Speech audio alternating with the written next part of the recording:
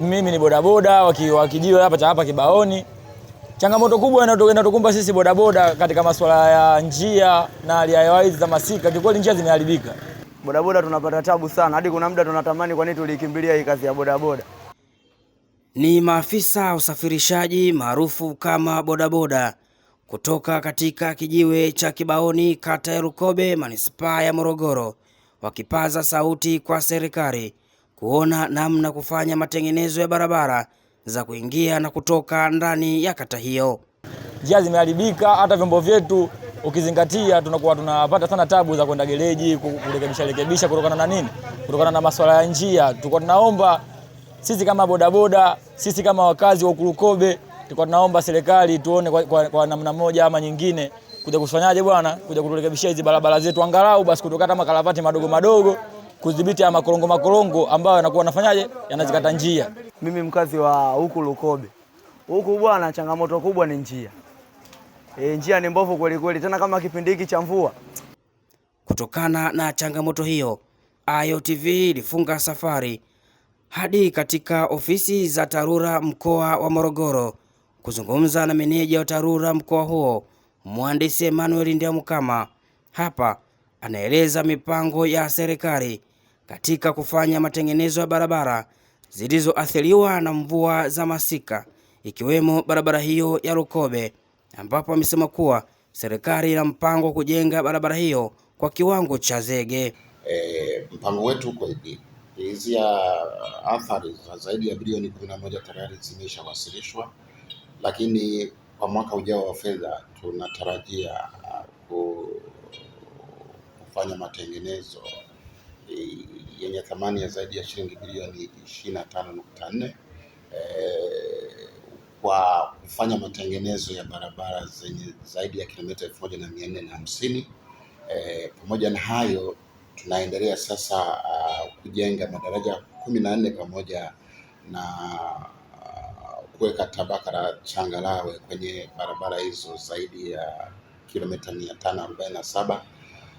Kazi nyingine itakuwa ni kujenga zaidi ya kilomita 4 kwa kiwango cha lami au zege. Tunafanya hivi kwa sababu barabara nyingi sasa, ukiangalia hapa Morogoro mjini kwa mfano, barabara nyingi zimejengwa ambazo ziko kwenye kiwango cha lami, zimejengwa muda umepita na muda wake wa maisha ya kukaa kuhudumia umepita zaidi ya miaka 20 zilizo nyingi, na sasa hivi utengenezaji wa kuziba mashimo inakuwa ni kazi endelevu ambayo haidumu muda mrefu. Baada ya muda mashimo mengine yanatokezea. Sasa kwa sasa mpango wetu uliopo ni tumeangalia kuna unafuu kidogo tukichakata ile lami ambayo kozi muda wake umepita na kuweza kuishindilia tuitupi na kuweka tabaka la zege, inasaidia sana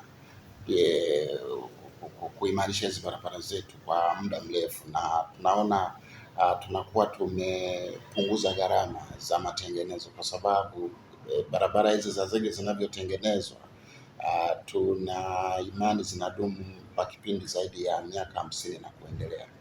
Jambo jingine ambalo ni muhimu ambalo tunalipanga kwa sasa hivi ni tunayalenga maeneo mengine ambayo ni ya uzalishaji sasa kule vijijini ambako kwenye maeneo ya milimani, na lengo letu kule kuna uzalishaji wa mazao ya kilimo na biashara, mazao ya kilimo. Kwa hiyo tunajitahidi kwenye mipango yetu kuweka barabara za zege katika maeneo hayo.